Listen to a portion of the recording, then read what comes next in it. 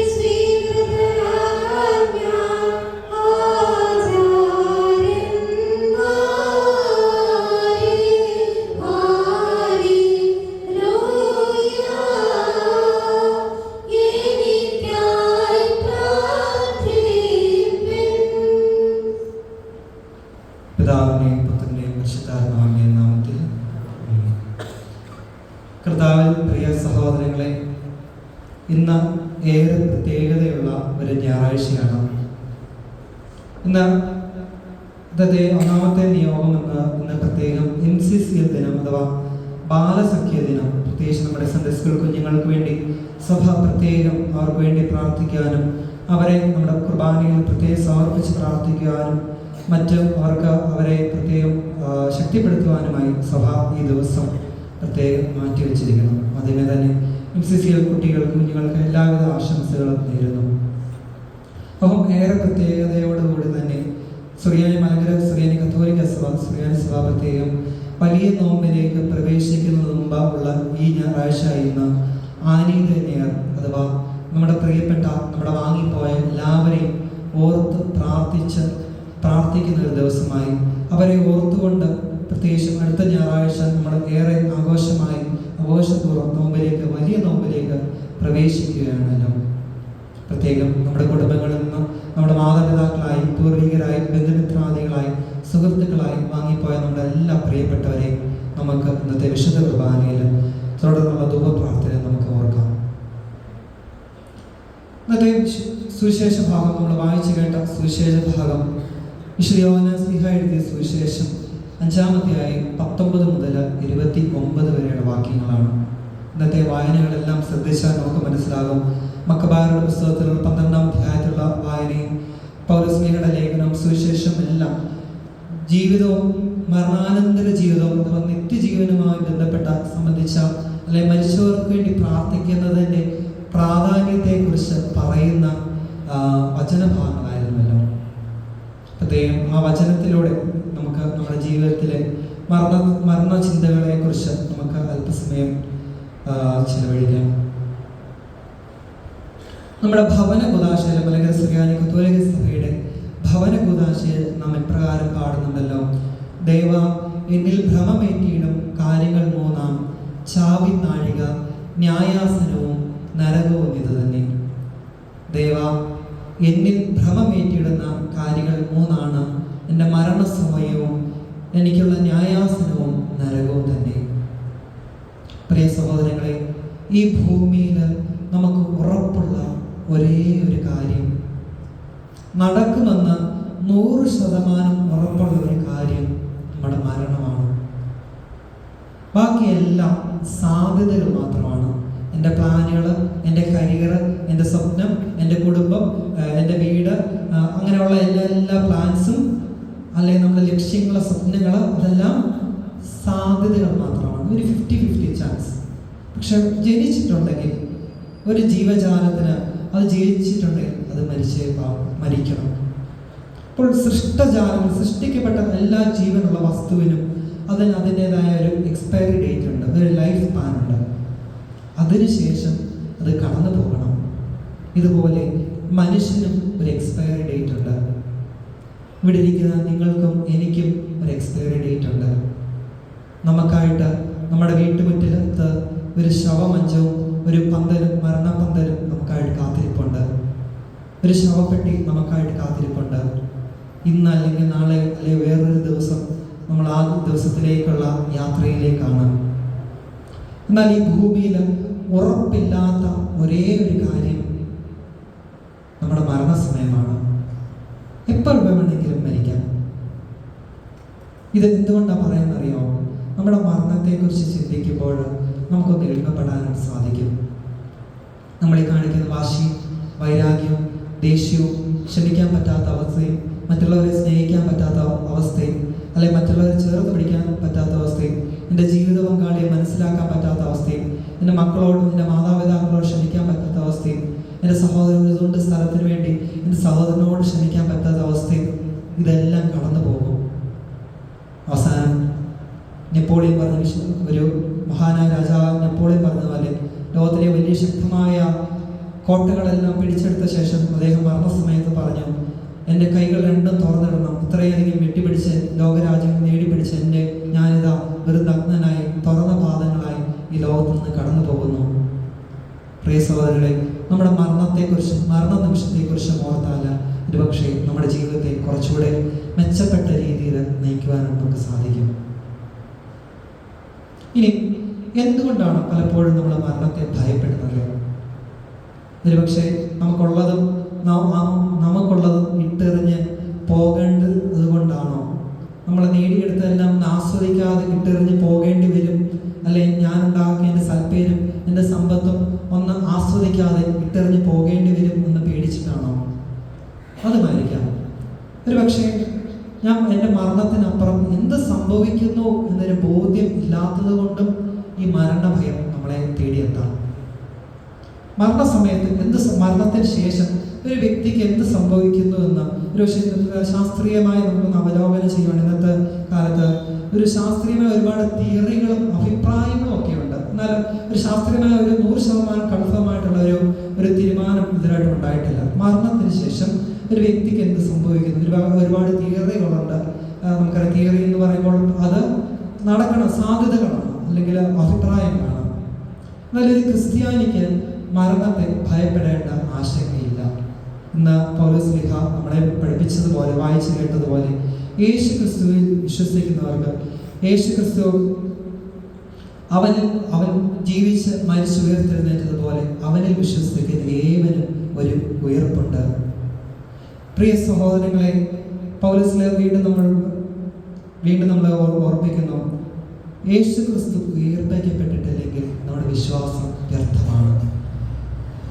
ഇന്ന് നമ്മളിവിടെ ആയിരിക്കുന്നെങ്കിൽ, പ്രിയ സഹോദരൻ, ഒരുപാട് വ്യക്തികളെ ഞാൻ കണ്ടിട്ടുണ്ട്. നമ്മുടെ പ്രിയപ്പെട്ടവർ വാങ്ങിപ്പോയവര്, കാലത്തിലും അകാലത്തിലും വാങ്ങിപ്പോയ നമ്മുടെ പ്രിയപ്പെട്ടവര്, ഒരുപക്ഷെ സ്നേഹിച്ച് കൊതി തീരും മുമ്പേ നമ്മളെ വിട്ടുപോയവര്, ഒരുപക്ഷെ നമ്മൾ ഒരു ദിവസം കൂടെ അവരെ ഒന്ന് കിട്ടിയിരുന്നെങ്കിൽ, അല്ലെ സ്നേഹിച്ച് അവരോട് ഒരു 5 മിനിറ്റെങ്കിലും അവരോട് സമയം ചിലവഴിക്കാൻ സാധിച്ചിരുന്നെങ്കിൽ, അങ്ങനെ ആഗ്രഹിച്ച് ഒരുപക്ഷെ നമ്മളെ വിട്ടുപോയ, അല്ലെങ്കിൽ ഒന്ന് കൊതി തീരും, സ്നേഹിച്ച് കൊതി തീരും നമ്മൾ വാങ്ങിപ്പോയ നമ്മുടെ മാതാപിതാക്കൾ, നമ്മുടെ സുഹൃത്തുക്കൾ, നമ്മുടെ പ്രിയപ്പെട്ടവർ, അവരെ ഓർത്ത് വിഷമിച്ചിരിക്കുന്ന ഒരുപാട് വ്യക്തികളെ ഞങ്ങൾ വർഷങ്ങളോളം അതിന് പേര് ഡിപ്രഷൻ അടിച്ചിരിക്കുന്ന വ്യക്തികളെ കണ്ടിട്ടുണ്ട്. പ്രിയ സഹോദരങ്ങളെ, ഇന്ന് യേശുക്രിസ്തു നമ്മളോട് പറയുന്നു, യേശുക്രിസ്തുവിൽ വിശ്വസിച്ചോ, ഇന്ന് നീ യേശുക്രിസ്തുവിൽ വിശ്വസിച്ചാൽ നിനക്കൊരു ഉയർപ്പുണ്ട്. ശരീരത്തിന് മരണത്തിനപ്പുറം മരണത്തിൽ നിന്നും ജീവനിലേക്ക് സുവിശേഷം പറയുന്നു. മരണത്തിൽ നിന്ന് ജീവനിലേക്ക്, അതെന്താ മരണത്തിൽ നിന്ന് ജീവനിലേക്ക്? ലോകം പഠിപ്പിക്കുന്നു മരണത്തോടുകൂടി, ലോകത്തിൻ്റെതായ ഫിലോസഫികളും സിദ്ധാന്തങ്ങളും പഠിപ്പിക്കുന്നു മരണത്തോടുകൂടി ആ വ്യക്തിയുടെ എക്സിസ്റ്റൻസ് തീർന്നു എന്ന് പറയുമ്പോൾ, ക്രിസ്തു പഠിപ്പിക്കുന്നു, നീ ഇന്ന് ക്രിസ്തുവിൽ വിശ്വസിച്ചാൽ, നീ ഇന്ന് തമ്പുരാനിൽ വിശ്വസിച്ചാൽ, അവനിൽ വിശ്വാസം ഏറ്റുപറഞ്ഞാൽ, അവന്റെ ശരീരത്വം നീ യോഗ്യതയോടെ സ്വീകരിച്ചാൽ, അവനെ പ്രഘോഷിച്ചാൽ, സ്വർഗം ലക്ഷ്യമാക്കി അവൻ യാത്ര ചെയ്താൽ, നീ അവനോടുകൂടെ മരണത്തിനപ്പുറം നിനക്ക് നിത്യമായ ഒരു ജീവിതം, മരണത്തിൽ നിന്ന് നിനക്ക് ജീവിതം, മരണത്തിനും ശേഷം ക്രിസ്തുവിനോടുകൂടി നിനക്കൊരു ജീവിതമുണ്ടെന്ന് ഇന്നത്തെ വചനം പഠിപ്പിക്കുന്നു. നമ്മുടെ പ്രിയപ്പെട്ടവരാരും, നമ്മുടെ വാങ്ങിപ്പോവരാരും നഷ്ടപ്പെട്ടിട്ടില്ല. ക്രിസ്തുവിനെ ലക്ഷ്യമാക്കിക്കൊണ്ട്, സ്വർഗം ലക്ഷ്യമാക്കിക്കൊണ്ട്, അവനിൽ വിശ്വാസം ഏറ്റുപറഞ്ഞുകൊണ്ട്, അവനിൽ വിശ്വാസത്തിൽ ഏറ്റുപറഞ്ഞ് ജീവിതം നയിച്ചുകൊണ്ട്, അവന്റെ യോഗ്യതയോടെ അവന്റെ ശരീരവും രക്തവും ഭക്ഷിച്ച നമ്മളിൽ നിന്ന് കടന്നുപോയ നമ്മുടെ പ്രിയപ്പെട്ടവരാരും, പ്രിയ സഹോദരങ്ങളെ, അവരാരും നമുക്ക് നഷ്ടപ്പെട്ടു പോയിട്ടില്ല. പ്രത്യാശയുടെ തീരത്ത് നമ്മുടെ സ്വർഗഭവനത്തിൽ, നമ്മുടെ അപ്പന്റെ ഭവനത്തിൽ നമ്മൾ അവരെ കണ്ടുമുട്ടുമെന്ന് വചനം നമ്മളെ പഠിപ്പിക്കുന്നു. കണ്ടിട്ടില്ലാത്തതും കാത് കേട്ടിട്ടില്ലാത്തതും മനുഷ്യ മക്കൾക്ക് സങ്കല്പിക്കാൻ സാധിക്കാത്തതുമായ സ്വർഗീയ സൗഭാഗ്യത്തിൽ നമ്മുടെ പ്രിയപ്പെട്ടവരോടൊപ്പം നമ്മൾ വന്നു ചേരുമെന്ന് നമ്മൾ പ്രത്യാശിക്കുന്നു. അവനുള്ള വിശ്വാസത്തിൽ നമുക്ക് നമ്മുടെ ജീവിതത്തെ മുന്നോട്ട് നയിക്കാം. ഇനി എന്തിനാണ് നമ്മൾ മരിച്ചവർക്ക് വേണ്ടി പ്രാർത്ഥിക്കുന്നത്? ഒരുപക്ഷെ മറ്റ് ഇതര മതസ്ഥരല്ല മറ്റ് പെന്തക്കോസ്ത് വിഭാഗങ്ങളൊക്കെ പറയും, നമ്മൾ മരിച്ചവർക്ക് വേണ്ടി പ്രാർത്ഥിക്കേണ്ട എന്നൊരു, അല്ലെങ്കിൽ മറ്റ് വിഭാഗങ്ങളൊക്കെ ഒരുപക്ഷെ നമ്മളോട് പറയും. കത്തോലിക്ക ഓർത്തഡോക്സ് പാരമ്പര്യത്തിൽ നിന്നാണ് കൂടുതലും മരിച്ചവർക്ക് വേണ്ടി കത്തോലിക്ക സഭ വളരെ വ്യക്തമായി പഠിപ്പിക്കുന്നു, മരിച്ചവർക്ക് വേണ്ടി പ്രാർത്ഥിക്കണമെന്ന്. ഒന്നാമതായി നമ്മൾ വിശ്വാസ പ്രമാണത്തിൽ നമ്മൾ പറയുന്ന, പ്രത്യേകിച്ചും മറ്റ് ലാറ്റിൻ റൈറ്റിലും അല്ലെങ്കിൽ സിറോ മലബാർ റൈറ്റിലും നമ്മൾ പ്രാർത്ഥിക്കുന്നുണ്ട്, പുണ്യവാന്മാരുടെ ഐക്യത്തിൽ നമ്മൾ വിശ്വസിക്കുന്നു. എന്താണ് പുണ്യവാന്മാരുടെ ഐക്യം? നമ്മൾ ആഴത്തിൽ പഠിക്കുമ്പോൾ സഭ എന്ന് പറയുന്നത് 3 കൂട്ടായ്മകളുടെ സംഗ്രഹം എന്നാണ് പറയുന്നത്. സഭ എന്ന് പറയുന്നത് ഈ ജീവിച്ചിരിക്കുന്നവരുടെ മാത്രം അംഗങ്ങളുടെ മാത്രം ഒരു കൂട്ടായ്മയല്ല. സഭ എന്ന് പറയുന്നത്, സഭ എന്ന് പറയുന്നത് 3 കൂട്ടായ്മകളുടെ സംഗ്രഹമാണ്. അതിലൊന്നാമത്തെ സഭയാണ് വിജയസഭ. വിജയസഭ എന്ന് പറയുമ്പോൾ സ്വർഗത്തിലേക്കുള്ള ആത്മാക്കളെ ഉൾപ്പെടുന്ന സഭയാണ് വിജയസഭ. അവരെ സ്വർഗത്തിലുള്ള ആത്മാക്കളെ നമ്മൾ വിശുദ്ധരെന്ന് വിളിക്കുന്നു, വിശുദ്ധ ആത്മാക്കൾ എന്ന് നാം വിളിക്കുന്നു. രണ്ടാമത്തെ സഭയാണ് സമരസഭ. സ്വർഗം ലക്ഷ്യമാക്കിക്കൊണ്ട് അനുദിന ജീവിതത്തിലെ പ്രലോഭനങ്ങളെയും സഹനങ്ങളെയും അതിജീവിച്ചുകൊണ്ട് സ്വർഗം ലക്ഷ്യമാക്കി ക്രിസ്തുവിലേക്ക് യാത്ര ചെയ്യുന്ന ഇന്ന് ജീവിച്ചിരിക്കുന്ന സഭാമക്കളെ സമരസഭ എന്ന് വിളിക്കുന്നു. വീണ്ടും മൂന്നാമതൊരു സഭ കൂടുണ്ട്, സഹനസഭ.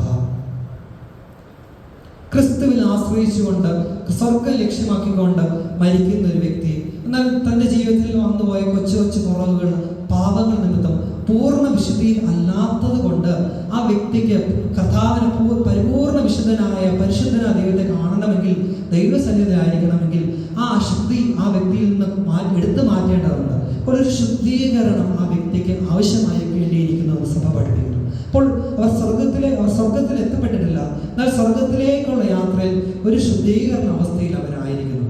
അപ്പോൾ അവരെ നാം ഒരു സഹന സഭ, അത് ശുദ്ധീകരണ ആത്മാക്കൾ എന്ന് നാം വിളിക്കപ്പെടുന്നു, സഹന സഭ എന്ന് പറയുന്നത്. അപ്പോൾ പുണ്യാന്മാർ സഭയുടെ കൂട്ടായ്മ എന്ന് പറയുന്നത് 3 കൂട്ടായ്മകളാണ്: വിജയസഭയും സമരസഭയും സഹനസഭയും.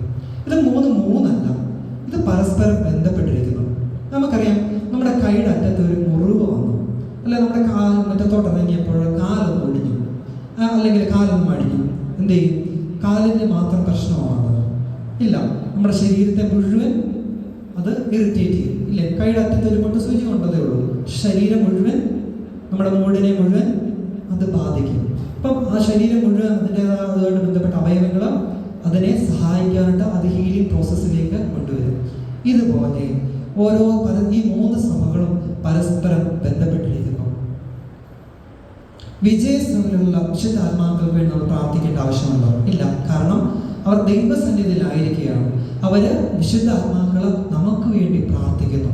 അപ്പോൾ വിജയസഭയിൽ വിശുദ്ധ ആത്മാക്കൾ സമരസഭയിലും സഹനസഭയിലുള്ളവർക്ക് വേണ്ടി പ്രാർത്ഥിക്കുന്നു, വിശദീകരണത്തിന് വേണ്ടി, വിശുദ്ധി ജീവിക്കുന്നതിന് വേണ്ടി പ്രാർത്ഥിക്കുന്നു. ഈ സമരസഭയിലായിരിക്കുന്ന വിശ്വാസികളെ നാം ഓരോരുത്തരും നമ്മുടെ വാങ്ങിപ്പോയ നമ്മുടെ പ്രിയപ്പെട്ടവരെ, നമ്മുടെ ശുദ്ധീകരണത്തിലായിരിക്കുന്ന നമ്മുടെ പ്രിയപ്പെട്ടവരെ നമ്മുടെ വിശുദ്ധ കുർബാനയിലൂടെ, പ്രാർത്ഥനകളിലൂടെ, പരിത്യാഗത്തിലൂടെ അവരെ നമ്മൾ ശക്തിപ്പെടുത്തുന്നു. അങ്ങനെ അവരെ നമ്മൾ സ്വർഗപ്രാപ്തരാക്കുവാനായിട്ട് സാധിക്കുന്നു. പ്രിയ സഹോദരങ്ങളെ, ഇതുപോലെ തന്നെ വിശുദ്ധ വചനത്തിൽ നമ്മൾ കേട്ടു മരിച്ചവർക്ക് വേണ്ടി പ്രാർത്ഥിക്കുന്ന പ്രാധാന്യത്തെക്കുറിച്ച്. മക്കബയരുടെ പുസ്തകം, 2 മക്കബയരുടെ പുസ്തകം 12-ാം അധ്യായത്തിൽ യൂദാസ് മക്കബീയോസ് മരിച്ചവർക്ക് വേണ്ടി പ്രാർത്ഥിക്കുന്ന പ്രാധാന്യത്തെക്കുറിച്ച് നമ്മളോട് പറയുന്നുണ്ട്. യുദ്ധത്തിന് പോവുകയും അവിടെ അവരുടെ യഹൂദരും മരിച്ചു വീഴുകയും മരണത്തുള്ള കാര്യം ഒരു വിജാതി ലോക്കറ്റ് കണ്ടെത്തുകയും അതിന് പരിഹാരമായിട്ട് മരിച്ചുപോയ പട്ടാളക്കാർക്ക് വേണ്ടി 2000 വെള്ളി നാണയങ്ങളെടുത്ത് ജെറുസലേം ദേവാലയത്തിലേക്ക് പാപപരിഹാരം വിലയ്ക്ക് അയച്ചു കൊടുക്കുന്നു. അതിനുശേഷം വചനം അവസാനം പറയുന്നു, അത് ഒരു മനുഷ്യർക്ക് വേണ്ടി പ്രാർത്ഥിക്കുക എന്നത് അതൊരു പാവനമായ പ്രവൃത്തിയാണെന്നും വചനം അവനോട് ചേർത്ത് വയ്ക്കുന്നു. അപ്പോൾ ഈ മനുഷ്യർക്ക് വേണ്ടി പ്രാർത്ഥിക്കുക എന്ന് പറയുന്നത് അത് ഏതെങ്കിലും ഒരു വ്യക്തിയുടെ അഡീഷനോ, ഏതെങ്കിലും ഒരു മാർപ്പാപ്പ ചേർത്ത് വെച്ചതോ, അല്ലെങ്കിൽ ഏതെങ്കിലും വ്യക്തിയുടെ കണ്ടുപിടുത്തമല്ല. സഭയുടെ ആദ്യകാലം മുതലുള്ള പാരമ്പര്യമാണ് നമ്മുടെ പ്രിയപ്പെട്ടവർക്ക് വേണ്ടി, മരിച്ചവർക്ക് വേണ്ടി പ്രാർത്ഥിക്കുക. നമ്മുടെ പ്രാർത്ഥനകളിലൂടെ അവരെ സ്വർഗപ്രാപ്തരാക്കാം, സ്വർഗത്തിലേക്ക് അയക്കാം എന്നുകൊണ്ട് സഭ ആദ്യകാലം മുതൽ ചെയ്യുന്ന പാരമ്പര്യത്തിന്റെ ഭാഗം കൂടിയാണ് ഇന്ന് നമ്മൾ തുടരുന്നത്. ഇനി ഏത് ആത്മാക്കൾക്ക് വേണ്ടിയാണ് നമ്മൾ പ്രാർത്ഥിക്കേണ്ടത്? ആർക്ക് വേണ്ടിയാണ് നമ്മൾ പ്രാർത്ഥിക്കുന്നത്? സ്വർഗത്തിലുള്ള ആത്മാക്കൾക്ക് വേണ്ടി നമ്മൾ പ്രാർത്ഥിക്കേണ്ട ആവശ്യമുണ്ടോ? ഇല്ല. കാരണം അവർ സ്വർഗത്തിലാണ്, അവർ വിശുദ്ധ ആത്മാക്കളാണ്. സ്വർഗത്തിലായിരിക്കുന്ന ആ ആത്മാക്കൾ വിശുദ്ധരാണ്, അവർക്ക് നമ്മുടെ പ്രാർത്ഥന ആവശ്യമില്ല. പിന്നെ അവർ വിശുദ്ധരാരാണ്? അവരോട് നമ്മൾ മധ്യസ്ഥ യാചിക്കുകയാണ്. വിശുദ്ധരായിട്ടുള്ള സഭ ഔദ്യോഗികം പ്രഖ്യാപിക്കുന്നതുമായ ഒരുപാട് വിശുദ്ധാത്മാക്കൾ, അവരോട് നമ്മൾ മധ്യസ്ഥം, അവർ നമുക്ക് വേണ്ടി പ്രാർത്ഥിക്കുന്നു. ഈ നരകത്തിലുള്ളവർക്ക് വേണ്ടി നമ്മൾ പ്രാർത്ഥിക്കേണ്ട ആവശ്യമുണ്ടോ? അപ്പോൾ ആരാണ് നരകത്തിൽ പോകുന്നത്? പ്രിയ സഹോദരൻ, സഭ കത്തോലിക്ക സഭയുടെ മതബോധന ഗ്രന്ഥത്തെ അടിസ്ഥാനമാക്കി പഠിപ്പിക്കുന്നു, ദൈവം ഒരു വ്യക്തിയെ ഒരിക്കലും നരകത്തിൽ പറഞ്ഞു വിടുന്നില്ല.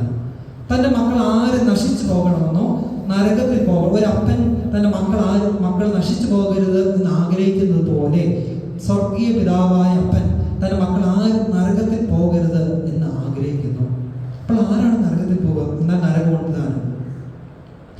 ദൈവം തൻ്റെ മക്കൾക്കായി ഒരുക്കിയിരിക്കുന്ന രക്ഷ ബോധപൂർവം നിഷേധിക്കുന്ന ഒരു വ്യക്തി, ബോധപൂർവം ദൈവത്തെ നിഷേധിക്കുന്ന ഒരു വ്യക്തി, ദൈവം വേണ്ട എൻ്റെ ജീവിതത്തിൽ, എൻ്റെ ജീവിത സാധ്യതകളിലും ദൈവത്തെയും ദൈവിക സത്യത്തെയും ബോധപൂർവം നിഷേധിക്കുന്ന ഒരു വ്യക്തി, മാരക പാപത്തിൽ മരിക്കുന്ന ഒരു വ്യക്തി, മാരക പാപത്തിൽ അനുദർഭിക്കാതെ മരിക്കുന്ന ഒരു വ്യക്തി സ്വയം നരകം തിരഞ്ഞെടുക്കുന്നു. ദൈവ സാന്നിധ്യം നിഷേധിക്കുന്ന വ്യക്തിക്ക് പിന്നീട് സ്ഥാനം നരകമാണ്. അത് ദൈവം ആഗ്രഹിച്ചിട്ടല്ല, ആ വ്യക്തി സ്വയം നരകമെടുക്കുക. ദൈവ സാന്നിധ്യം വേണ്ടതെങ്കിൽ പിന്നെ ആ വ്യക്തിക്കുള്ള നരക സാന്നിധ്യമാണ്. അപ്പോൾ നരകം ആ വ്യക്തി സ്വയം തിരഞ്ഞെടുക്കുമ്പോൾ ആ തീരുമാനത്തെ ദൈവം അംഗീകരിക്കുക മാത്രമാണ്. അപ്പോൾ ദൈവത്തെ വേണ്ടാത്തവർക്ക്, ദൈവത്തെ ബോധപൂർവ്വം നിഷേധിച്ച് മാരക പാപത്തിൽ മരിച്ച് നരകത്തിൽ പോകുന്ന ഒരു വ്യക്തിക്ക് നമ്മുടെ പ്രാർത്ഥന ആവശ്യമില്ല. പിന്നെ ആർക്കാണ് നമ്മുടെ പ്രാർത്ഥന ആവശ്യം? സ്വർഗത്തിലേക്കുള്ള യാത്രയിലായിരിക്കും നമ്മുടെ ആത്മാക്കൾ, അഥവാ ശുദ്ധീകരണ സ്ഥലത്തായിരിക്കുന്ന സ്വർഗത്തിലേക്കുള്ള യാത്രയിലായി തന്റെ ജീവിതയാത്രയിൽ സ്വർഗ ലക്ഷ്യമാക്കി സ്വർഗം ആഗ്രഹിച്ചുകൊണ്ട് ക്രിസ്തുവിൽ വിശ്വാസം ഏറ്റുപറഞ്ഞ് അവർ തിരുശരീര രക്തങ്ങൾ യോഗ്യതയോടെ സ്വീകരിച്ച് സ്വർഗത്തിലേക്കുള്ള യാത്രയിലായിരിക്കുന്ന നമ്മുടെ പ്രിയ ആത്മാക്കൾ, അഥവാ ജീവിതത്തിൽ വന്നുപോയ കൊച്ചു കൊച്ചു കുറവുകൾ, ബലഹീനതകൾ, അത് കർത്താവിന് പൂർണ്ണ വിശുദ്ധിയിൽ എത്തുവാനായിട്ട് ശുദ്ധീകരണ അവസ്ഥയിലായിരിക്കുന്ന ആത്മാക്കൾക്ക് നമ്മുടെ പ്രാർത്ഥനയും നമ്മുടെ ഉപവാസവും നമ്മുടെ നോമ്പും നമ്മുടെ പരിത്യാഗ പ്രവർത്തികളും ആവശ്യമാണ്. അപ്പോൾ പ്രിയ സഹോദരങ്ങളെ, സ്വർഗത്തിലെ ആത്മാക്കൾക്ക് നമ്മുടെ പ്രാർത്ഥന ആവശ്യമില്ല. നരകത്തിലുള്ള ആത്മാക്കൾക്ക് അവർ സ്വർഗത്തിലെ ആത്മാക്കളോട് നമ്മൾ മധ്യസ്ഥ യാചിക്കുന്നു. നരകത്തിലുള്ള ആത്മാക്കൾ നമ്മുടെ പ്രാർത്ഥന നിഷേധിക്കുന്നു. പിന്നെ ആർക്കാണ് നമ്മുടെ പ്രാർത്ഥന ആവശ്യമായിരിക്കുക? കർത്താവിലേക്ക് യാത്രയായിരിക്കുന്ന നമ്മുടെ ശുദ്ധീകരണ സ്ഥലത്തായി നമ്മുടെ പ്രിയ ആത്മാക്കൾക്ക് വേണ്ടി നാം പ്രാർത്ഥിക്കുകയാണ്. അപ്പോൾ നമ്മുടെ പ്രിയപ്പെട്ട വാങ്ങിപ്പോയ എല്ലാവരെയും നമുക്ക് പ്രത്യേകം ഓർമ്മിക്കാം. പ്രത്യേകിച്ചും നമ്മുടെ കുടുംബങ്ങളിൽ നിന്ന് വാങ്ങിപ്പോയ നമ്മുടെ എല്ലാ പ്രിയപ്പെട്ടവരെയും സമർപ്പിച്ച് നമുക്ക് പ്രാർത്ഥിക്കാം. ഒരു ചിന്ത കൂടി പ്രകാരം പങ്കുവയ്ക്കുവാനായിട്ട് ആഗ്രഹിക്കുകയാണ്. നമ്മൾ എല്ലാവരെയും ക്രിട്ടിക്കലായി ഇവാലുവേറ്റ് ചെയ്യുന്ന ഒരു കാലഘട്ടത്തിലൂടെ പോകുന്നത്. വ്യക്തികളെയും ഗ്രൂപ്പുകളെയും, അല്ലെങ്കിൽ പള്ളിയാണെങ്കിലും സമൂഹമാണെങ്കിലും, അല്ലെങ്കിൽ നമ്മുടെ സിനിമ കണ്ടാലും, അല്ലെങ്കിൽ ഒരു പരിപാടിക്ക് പോയാലും, അല്ലെങ്കിൽ വ്യക്തികളെയും സമൂഹമായും ഗ്രൂപ്പുകളായും അനുഭവങ്ങളെല്ലാം ക്രിട്ടിക്കലായിട്ട് ഇവാലുവേറ്റ് ചെയ്യുന്ന ഒരു കാലഘട്ടത്തിലൂടെയാണ് നമ്മൾ പോകുന്നത്, ഇല്ലേ? അപ്പം ഈ നമ്മുടെ ജീവിതം ഒന്ന് ഇവാലുവേറ്റ് ചെയ്ത് നോക്കി. നമ്മൾ മരിച്ചു, നമ്മൾ ഒരുപക്ഷെ സ്വർഗത്തിൽ ചെന്നു, നമ്മുടെ ജനിച്ച ആ ഓർമ്മയുള്ള നിമിഷം മുതൽ നമ്മൾ മരിച്ച ആ നിമിഷം വരെ നമ്മൾ TV സ്ക്രീനിലൂടെ ഒന്ന് കണ്ടു നോക്കുകയും എവിടെയൊക്കെയാണ് എനിക്ക് കുറവുകൾ വന്നത്, എവിടേക്കാണ് റെഡ് ഫ്ലാഗുകൾ വന്നത്, അല്ലെങ്കിൽ റെഡ് ഡോട്ട്സുകൾ എവിടേക്കാണ് വന്നത്, എവിടെയൊക്കെയാണ് എൻ്റെ പ്രിയപ്പെട്ടവരെ ഞാൻ സ്നേഹിക്കാഞ്ഞത്, എവിടെയൊക്കെയാണ് എൻ്റെ പ്രിയപ്പെട്ടവർക്ക് ഞാൻ വിട്ടുകൊടുക്കാഞ്ഞത്. ഞാൻ ആദ്യമേ പറഞ്ഞ പോലെ എൻ്റെ പ്രിയപ്പെട്ടവരെ, എൻ്റെ ബന്ധുമിത്രാദികളെ, അല്ലെ എൻ്റെ കുടുംബാംഗങ്ങളോട് ഈഗോ മറന്ന് അവരോട് ഒരുമിച്ചിരുന്ന് ഭക്ഷണം കഴിക്കാനായിട്ട്, ഒരുമിച്ചിരുന്ന് പ്രാർത്ഥിക്കാനായിട്ട്, അല്ലെ അവരോട് ഒരുമിച്ചിരുന്ന് എൻ്റെ ജീവിത പങ്കാളികളൊന്ന് ക്ഷമിച്ചിരുന്നെങ്കിൽ എൻ്റെ കുടുംബജീവിതം എത്രമാത്രം അനുഗ്രഹപ്രദമായിരുന്നു, അല്ലെ എൻ്റെ മക്കളോടൊന്ന് ക്ഷമിച്ചിരുന്നെങ്കിൽ, അല്ലെങ്കിൽ അവർക്കൊന്നും ഞാൻ വിട്ടുകൊടുത്തെങ്കിൽ, അവരോട് അല്പനേരം ഞാൻ സമയം ചെലവഴിച്ചിരുന്നെങ്കിൽ എൻ്റെ ജീവിതം, എൻ്റെ കുടുംബജീവിതം എത്രമാത്രം അനുഗ്രഹപ്രദമായിരുന്നു, അല്ലെ എൻ്റെ സഹോദരനോട് ഞാൻ ഒന്ന് ക്ഷമിച്ചിരുന്നെങ്കിൽ എത്രമാത്രം അനുഗ്രഹപ്രദമായിരുന്നു. പ്രകാശിച്ചിട്ടുണ്ട് live life with no regrets. മരണത്തിനപ്പുറം വ്യസനിച്ചിരിക്കേണ്ട ഒരു അവസ്ഥ വരരുത്.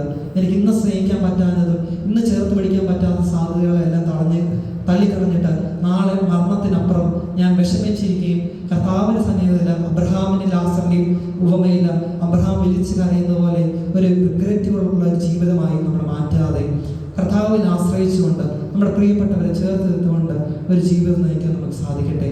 പിതാവിന്റെയും പുത്രന്റെയും പരിശുദ്ധാത്മാവിന്റെയും നാമത്തിൽ ആമേൻ. Barquimos vengalos.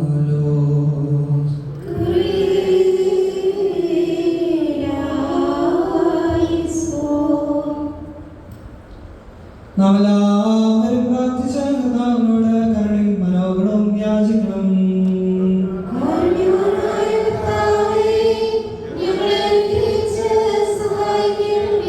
സ്തുതിയും സ്തോത്രവും മഹിമയും പുകഴ്ചയും ശ്രീകീർത്തിയും എല്ലാം നേരത്തെ വിടാതെ അർപ്പിക്കാൻ ഞങ്ങൾ യോഗ്യരായി തീരണമേ.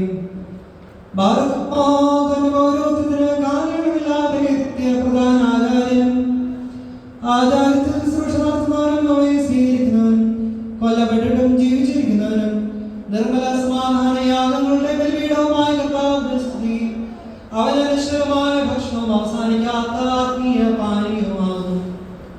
എന്നെ ഭക്ഷിക്കുന്നവനെങ്കിലും ഞാൻ അവനിൽ വസിക്കുമെന്ന് അവൻ അരുളി ചെയ്തു.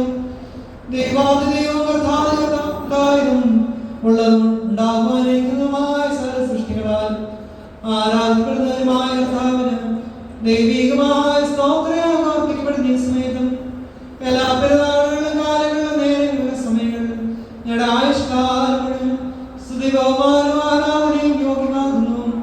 മകൾഹുന്യമോ സുലഹായ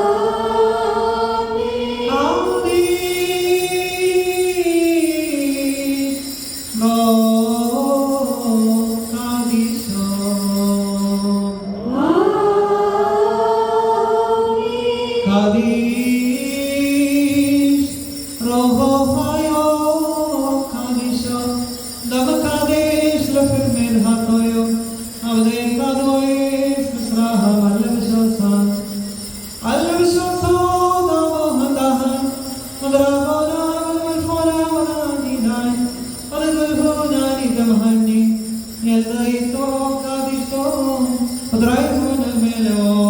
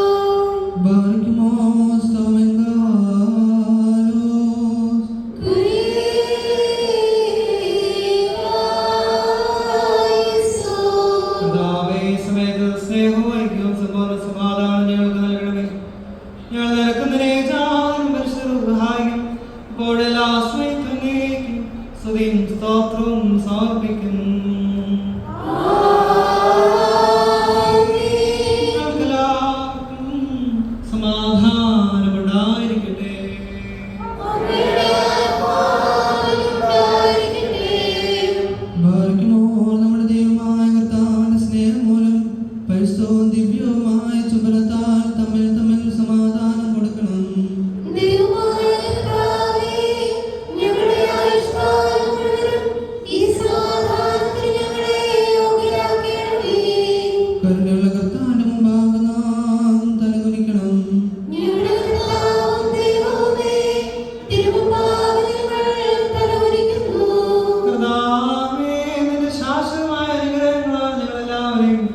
ആശീർവദിക്കണമേ.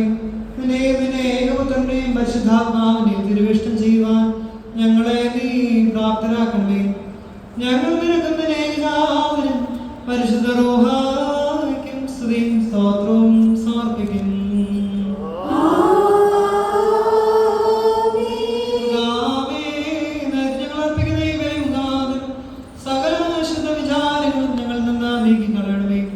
ഞങ്ങളുടെ ആത്മാക്കളെ പ്രശോഭിക്കുകയും ശരീരങ്ങളെ ശുദ്ധീകരിക്കുകയും ചെയ്യണമേ.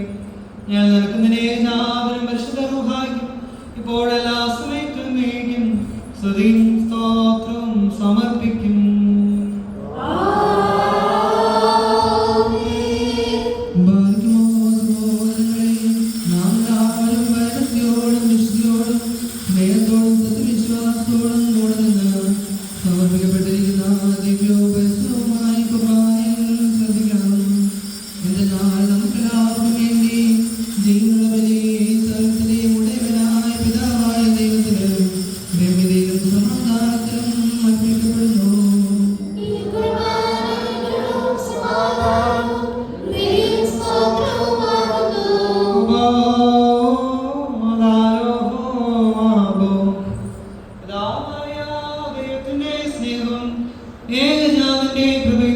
പരിശുദ്ധാത്മാവിന്റെ സംസർവാസം എന്റെ സഹോദരങ്ങളെ നിങ്ങളെല്ലാവരോടും കൂടെ എന്നേക്കും ഉണ്ടായിരിക്കട്ടെ.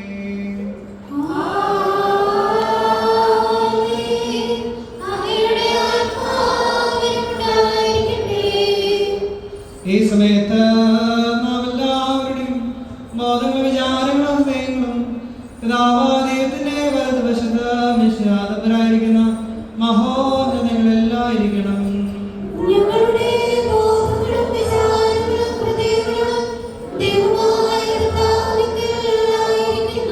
വ്യക്തിയോടുകൂടെ കർത്താവിനെ നമുക്ക് സ്തോത്രം ചെയ്യാം.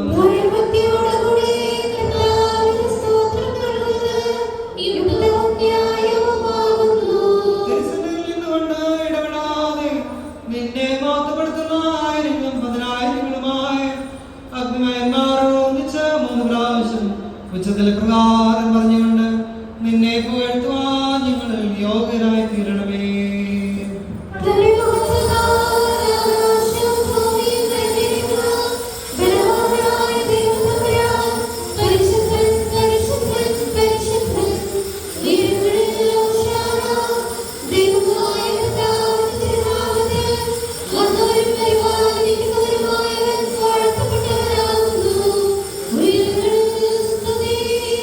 പാപമില്ലാത്തവൻ പാപികളായ ഞങ്ങൾക്ക് വേണ്ടി തിരുവിഷ്ടപ്രകാരം മരണം കൈവരിക്കാൻ ഒരുങ്ങിയപ്പോൾ ലോകത്തിന്റെ ജീവനും രക്ഷയ്ക്ക് വേണ്ടി താൻ ഒറ്റിക്കൊടുക്കപ്പെട്ട രാത്രിയിൽ നിഷ്കളങ്കവും നിർമ്മലവും പരിശുദ്ധവുമായ തൃക്കരങ്ങളിൽ അപ്പമെടുത്ത് പിതാവായ ദൈവമേ നിന്നെ കാണിച്ച് സ്തോത്രം ചെയ്തു.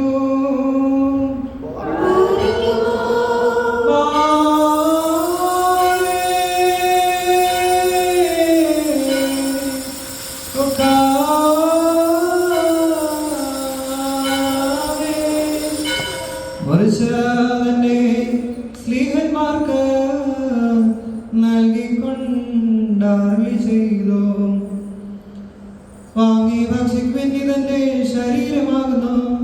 ഇത് നിങ്ങൾക്ക് വേണ്ടിയും അനേകർക്ക് വേണ്ടിയും മുറിക്കപ്പെടുകയും പാപമോചനം നിത്യജീവനമായി നൽകപ്പെടുകയും ചെയ്യുന്നു.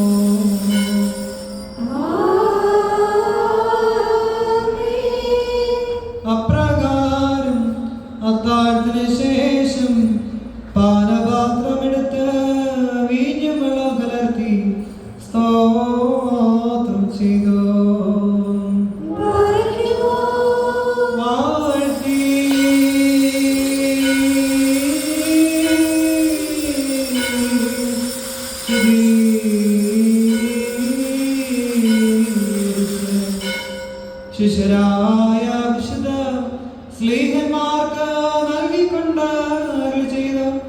നിങ്ങളെല്ലാവരും ആകെ നിന്ന് പാനം ചെയ്യുവിൻ.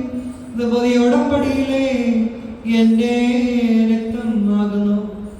ഇത് നിങ്ങൾക്ക് വേണ്ടിയും അനേകർക്ക് വേണ്ടിയും ചിന്തപ്പെടുകയും പാപമോചനവും നിത്യജീവനുമായി നൽകപ്പെടുകയും ചെയ്യുന്നു.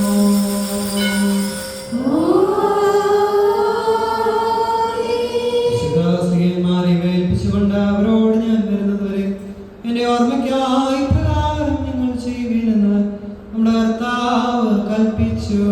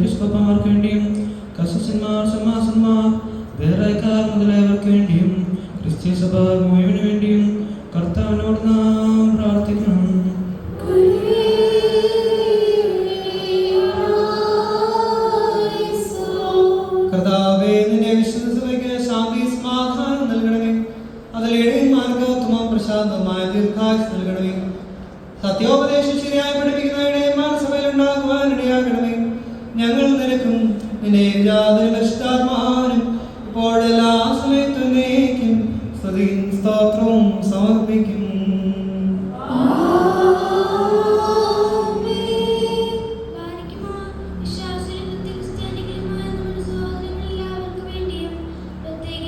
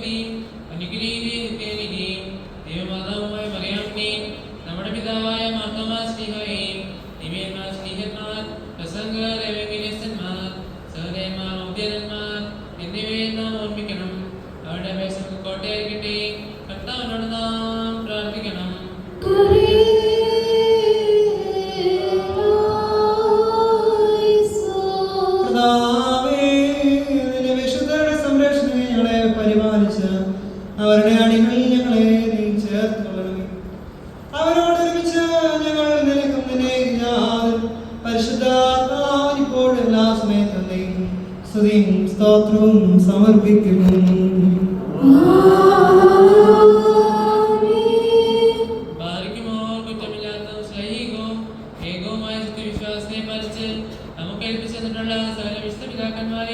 അംഗീകരിക്കപ്പെട്ട മൽപ്പാന്മാരെ നാം ഓർക്കണം. അവരുടെ പ്രാർത്ഥന നമുക്ക് കോട്ടയായിരിക്കട്ടെ.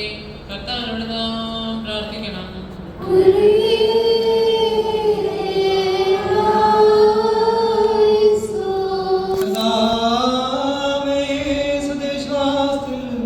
ഞങ്ങളെ നിലനിർത്തണമേ, അതിൽ നിന്ന് വ്യതിചലിച്ച് ശിക്ഷിക്കാർഹരാകുന്ന ഞങ്ങളെ നീ അനുവദിക്കരുതേ. ഞങ്ങൾ നിനക്കുന്നതിനെ യാതൊരും പരിശുദ്ധാത്മാവിനിപ്പോഴും എല്ലാ സമയത്തും നീക്കും സ്തുതിയും സ്തോത്രവും സമർപ്പിക്കും.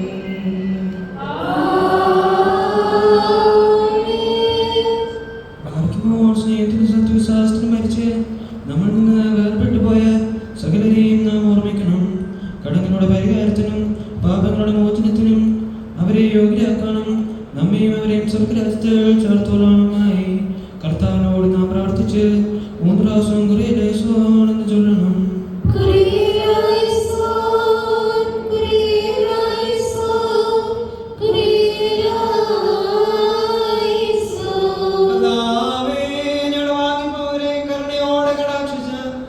അവരുടെ കടങ്ങൾ പരിഹരിക്കുകയും തെറ്റുകുറ്റങ്ങൾ ക്ഷമിക്കുകയും ചെയ്യണമേ. എന്നേകപുത്രന്റെ തിരുശരീരം തിരുരക്തവും അവരുടെ അവയവങ്ങളും ലക്ഷ്യമായിരിക്കുന്നു. അവൻ മുഖാന്തരം ഞങ്ങൾക്ക് അവർക്കും കരുണയും പാപമോചനം ലഭിക്കുവാനായി അവന് തന്നെ ഞങ്ങൾ ശരണപ്പെടുന്നു.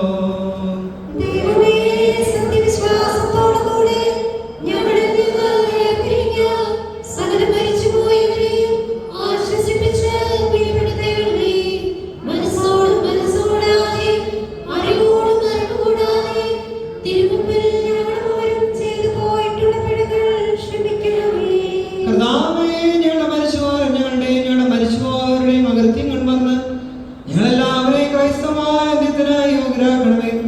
സർവാദരണീയവും സംഭോജ്യവുമായ നിന്റെ നാമം ഞങ്ങളുടെ കർത്താവായ യേശുമിശിഹായുടെ പരിശുദ്ധാത്മാവിന്റെ നാമത്തോടു കൂടെ സ്ഥലത്തിലും എന്ന പ്രകാരം ഇതിലിപ്പോഴും എല്ലാ സമയത്തും നീക്കും സ്തുതിക്കപ്പെട്ട് പുകഴ്ത്തപ്പെടുമാറാകണമേ.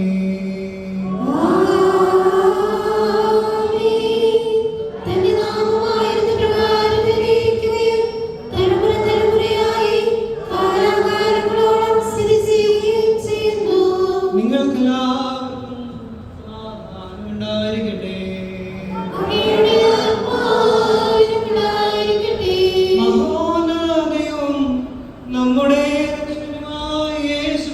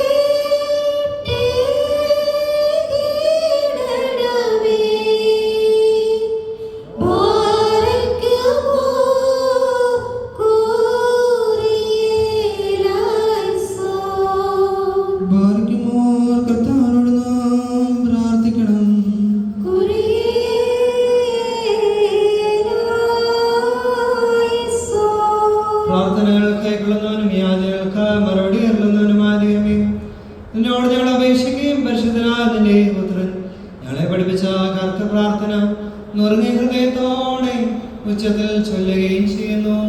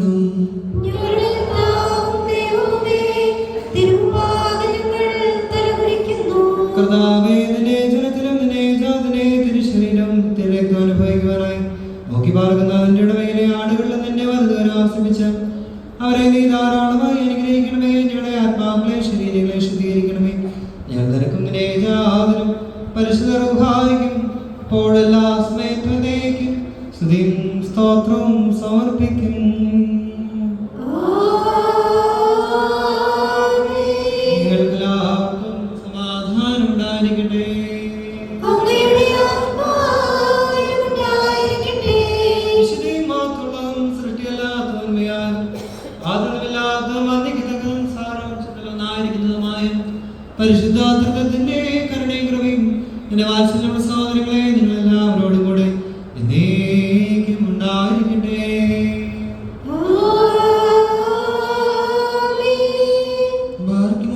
ഭയത്തോട് നാം സൂക്ഷിക്കണം.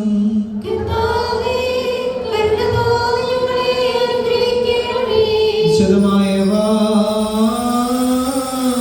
വിശുദ്ധിയും എളുപ്പമുള്ളവർക്ക് നൽകപ്പെടുന്നു.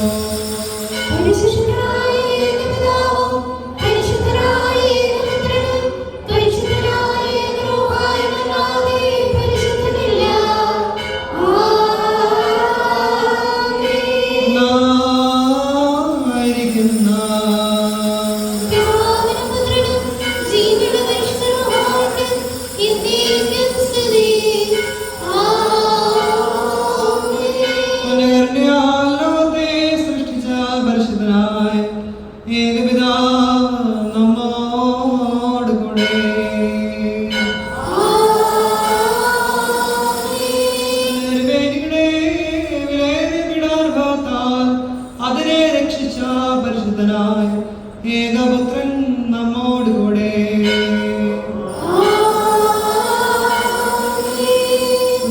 ഉണ്ടാകുവാനിരിക്കുന്നതായി സാരഥം പൂർത്തിയാകട്ടെ. ജീവനുള്ള ഏകപരിശുദ്ധാത്മാ നമ്മോട് കൂടെ.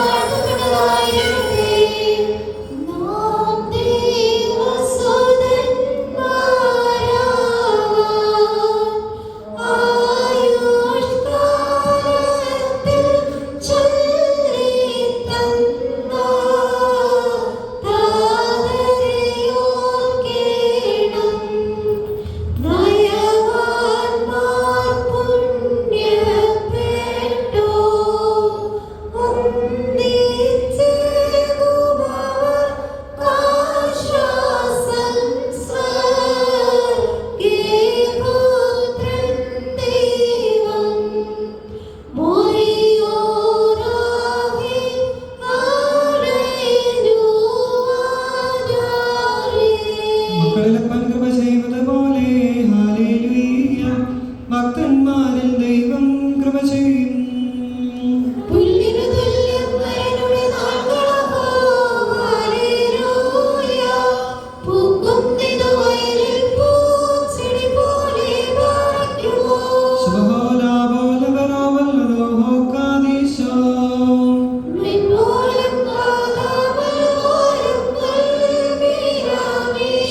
ശരണത്താലെ നിൻ കൃപയിൽ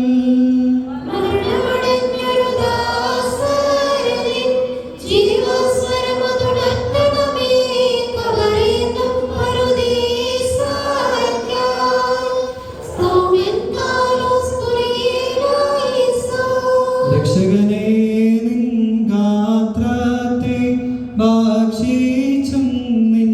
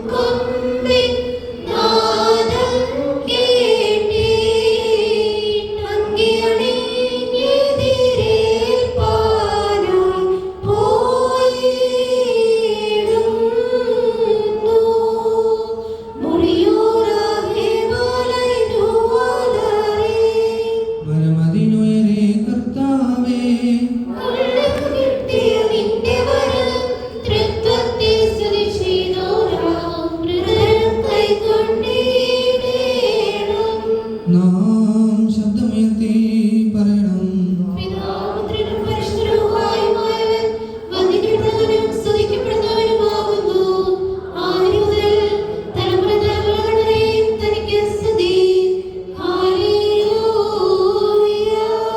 ഞങ്ങളുടെ രക്ഷയ്ക്കായി വന്നവനും ഞങ്ങളുടെ പുനരുദ്ധാനത്തിനും ഞങ്ങളുടെ വർഗത്തിന്റെ നിത്യ നവീകരണത്തിന് വേണ്ടി വരുവാനിരിക്കുന്നവനുമായ ദൈവപുത്ര, പാപപരിഹാരപ്രദമായ നിന്റെ വിശുദ്ധ ബലിപീഠത്തിൽ നിന്ന് നിന്റെ ദാസരിലേക്ക് പാപപരിഹാരം ഇറങ്ങുമാറാകണമേ.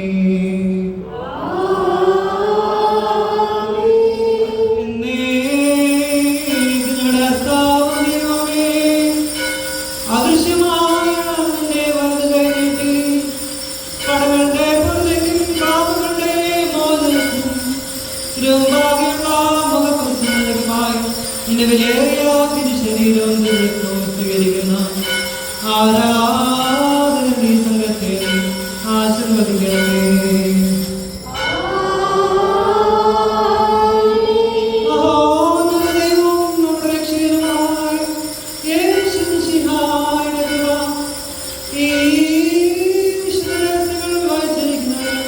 കൊടുക്കുന്ന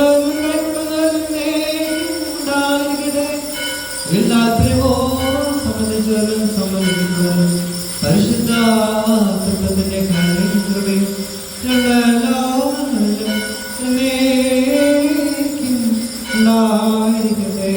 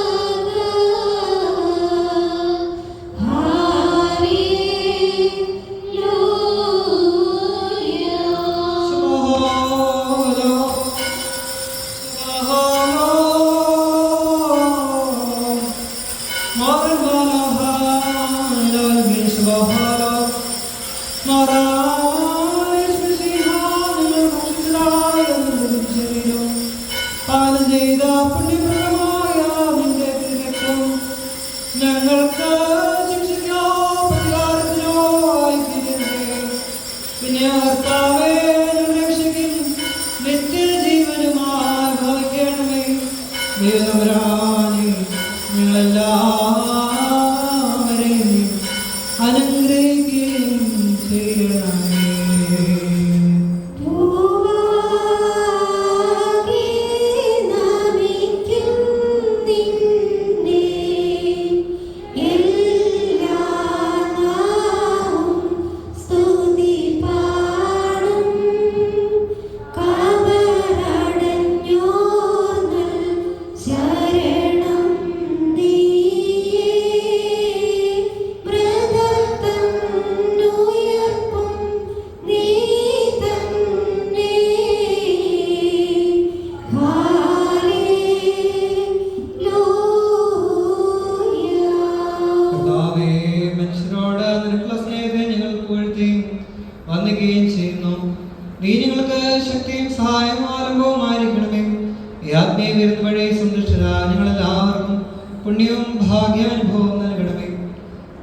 നിനക്കും നിന്നെ യാതൊരു പരിശുദ്ധരൂഹായിക്കും ഓടലാസ്മേത്തുന്നേക്കും സ്തുതിയും സ്തോത്രവും സമർപ്പിക്കും.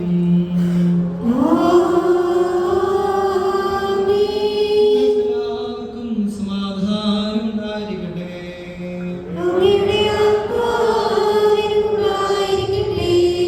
കരുണയുള്ള കർത്താവിന്റെ മുമ്പാകെ നാം തലകുനിക്കണം.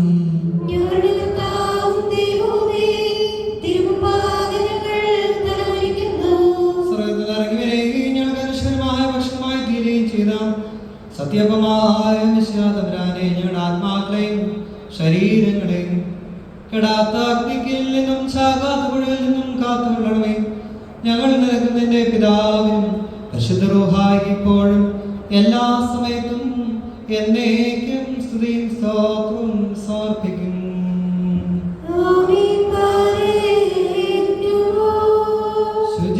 ശുചിയാക്കണമേ മലിനതയെല്ലാം തിരുസോപ്പായാൽ. ഓർക്കരുതേ കർത്താവേ നീ ഞങ്ങളുടെ പീഴകൾ.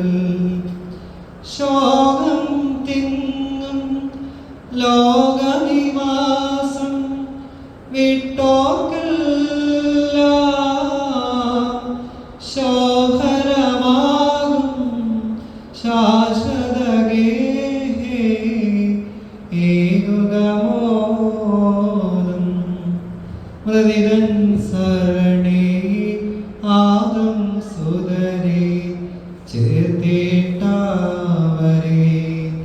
സൗഭാഗ്യമെൻ പറുദീസയിലെ ഏറ്റുകനാഥാ. തവനുരക്തം കൈക്കൊണ്ടോരാ വാങ്ങിപ്പോയോ നരകാഗ്നിയിൽ വീണിടാതെ കാത്തിടേണമേ.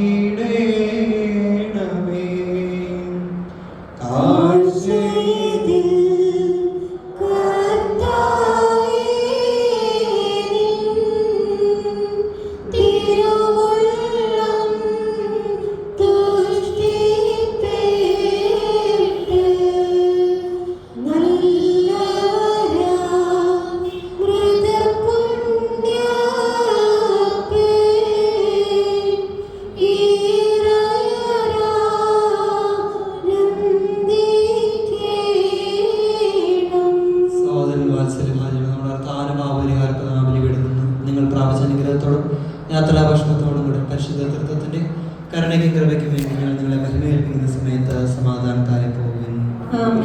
ദിവസം സമീപസ്ഥരും മനുഷ്യരും ജീവിക്കുന്നവരും നമ്മുടെ കർത്താവിന്റെ ചെയ്യുന്ന ശ്രീഭാരക്ഷിതരും വിശുദ്ധമാമതി സർവ്വവിഷ്ണാമന്ദിരരുമേ ഈ ദുരിതം നിങ്ങളുടെ കടകൾ പരിഹരിക്കുകയും പാപങ്ങൾ മോചിക്കുകയും നിങ്ങളുടെ മരിച്ചവരെ നിത്യം ആശ്വസിപ്പിക്കുകയും ചെയ്യും. ഞാനോ ബലഹീനം പാപികളുടെ ദാസൻ നിങ്ങളുടെ പ്രാർത്ഥനകളാൽ കരുണയും സഹായം പ്രാപിക്കുമാറാകട്ടെ. നിങ്ങൾ സന്തോഷിച്ച് ആനന്ദിച്ച് സമാധാനത്താലെ പോകുകയും നാൾ തോറുമുള്ള നിങ്ങളുടെ പ്രാർത്ഥനയിൽ എന്നെ ഓർക്കുകയും ചെയ്യുകയും. കർത്താവ് അങ്ങയുടെ കൃപ സ്വീകരിക്കുകയും അങ്ങയുടെ പ്രാർത്ഥനകളാൽ ഞങ്ങളെ സഹായിക്കുകയും